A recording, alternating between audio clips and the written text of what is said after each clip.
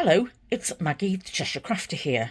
On a recent video, when I told you what my plans were with works in progress, I told you that I'd be making my own Christmas cards, and some of you expressed a wish to see how I made them.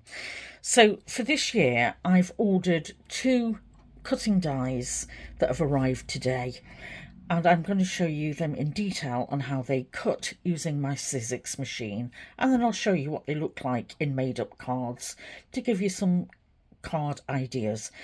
I bought them from eBay from a company called Pony Hair 2020. I'll put the details below. The larger die cost £4.62. The smaller one £3.34, and they came with free postage. Now they've been made and they've been imported from China, and it took 10 days for me from ordering to receive them today. I'm always wary about buying from China because I'm not sure about the quality, so I'm going to test it today using my Sizzix Big Shot machine. On a work surface in my kitchen, so my apologies for working next to the sink, but as you can see it's an empty sink and it's clean. So I've got my Sizzix Big Shot. I've got 2 replacement cutting plates that I'm trying out, and I've got the potential for the need to use an additional shim with those. I'll see how I get on. And for the paper and card that I'm using, first is from Wedding Inspirations. It's an A4 card that I'm going to cut down. This is 300 GSM hammer finish card, so it's a really good thick cardstock. This is often used for wedding invitations. And is A4 card from Crafter's Companion. This is Nana cardstock, which is recommended for stamping, but I'm going to try it on here. I'm just looking to find the weight. This is 216 GSM. As you can see, I've had it in my kitchen and it's a bit marked, but that's just the plastic outer. The third is cardstock from Craft UK. I buy these with a fold ready-made in packs with cards and envelopes. These are the 6x6 inch cards, and I'm going to cut this one in half to see how it cuts individually, and then I'm going to see how it would cutting directly into the card.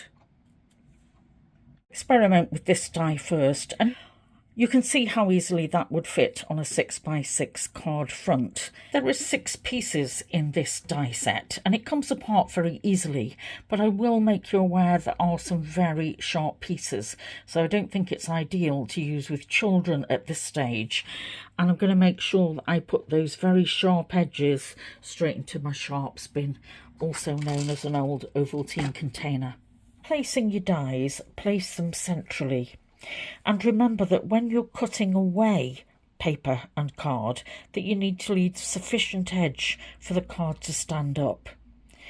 Cut it too close to the edge and it will just fall over. Look at what we've got individually. First we've got a cut out border, and I think that will cut into the cardstock. There is no outside edge, I don't think, on that border. Secondly, we have a border, then another inner ornate square, 2 circles, one with a stitch on the inside, I think the other is plain, and then the sentiment.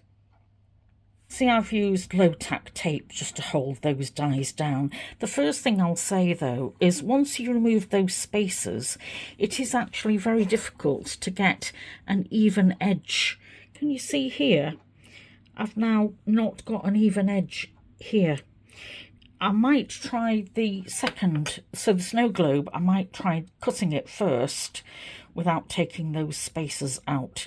Let's see how this cuts then. It fits evenly on my cutting plates, so it's not too close to the edge, so it shouldn't cause any damage there. With the plate on the top, I'm going to try and advance it. I do need 2 hands to do this, so I'll do this off camera and then I'll show you what the results are.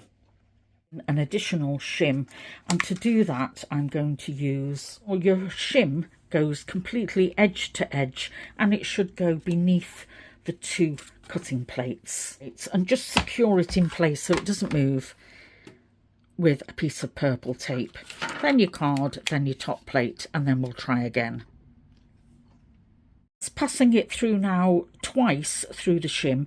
I think that the outer cut is fine, and I think I've certainly cut this edge. I've cut the sentiment, but I haven't got the detail here. So I'm going to remove this outer edge and put it back through again and just see what I can get. See if I can get a better cut here in the middle. It certainly hasn't cut first time, and it certainly hasn't cut with the shim first time. I'm going to introduce the centerpiece again with the shim. You can see it still hasn't cut through here very well, although I can hear the resistance. So I'm going to turn it then 90 degrees. I think we'll take that centerpiece out, otherwise I risk cutting it again. So if you have difficulty cutting it, so obviously the sides are cutting really well, let's turn it 90 degrees and see what happens. And again, you can see here that my die has shifted. So you can see the effects that I have. So the central sentiment has cut very well. I'd like to try that with Miri card, I think. That turning it 90 degrees has worked. Proof of the pudding is trying to get that with a pokey tool, which is one of these, if you weren't familiar with that already. And I haven't yet removed the border. So I'm just going to sit with a bag nearby, and I'm going to save all those little pieces so that they don't go all over the floor in a little container. That was very interesting. I will say that I'm very happy the way that the border has cut. And we've got a holly, very evidently holly here. Now, because I've cut this on white cardstock that was Nana, you could actually colour in the holly if you wish to, or you could keep it a classic white. I also want to try it out with thicker cardstock and possibly a pearlised cardstock, because I think that would look very pretty. I don't know that I would trust this die well enough to put directly into my folded card, ready to cut just once. I'm going to try it with thicker cardstock and see what I think.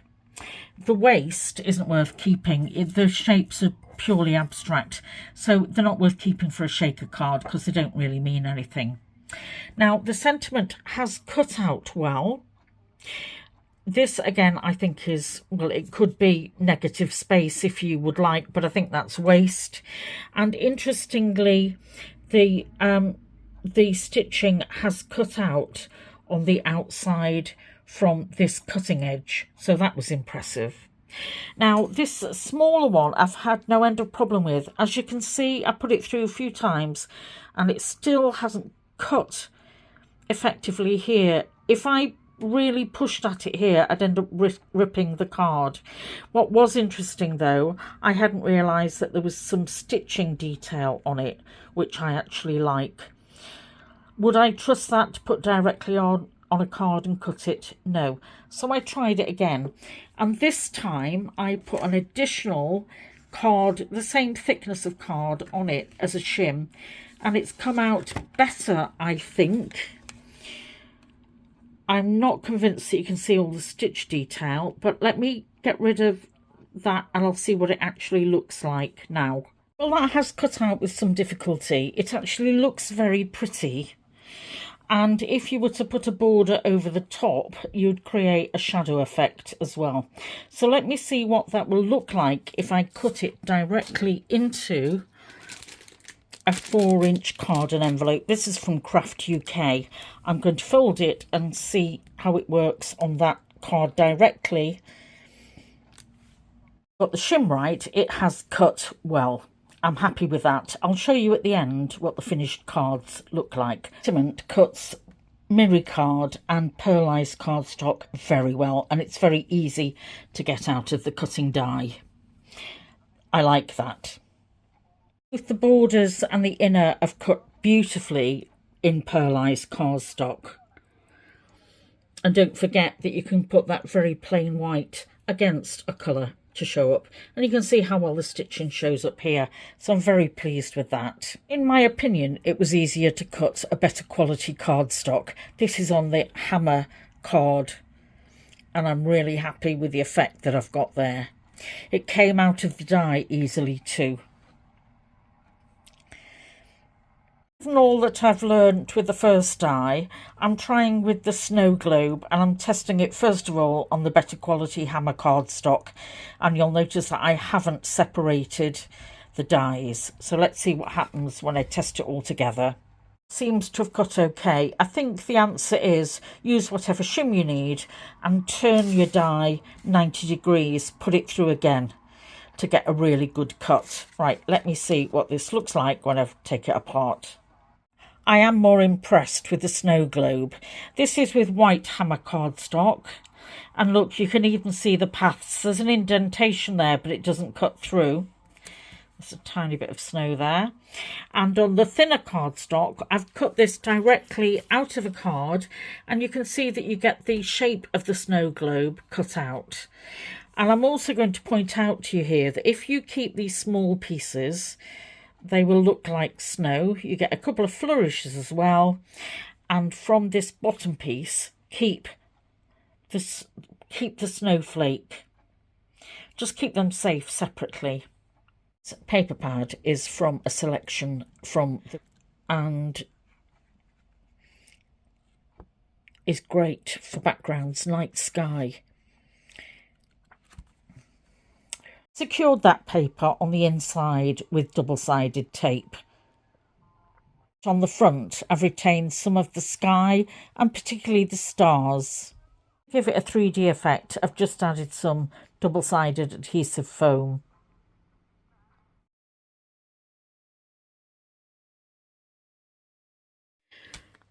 And so here's just a gallery of how some of those cards turned out.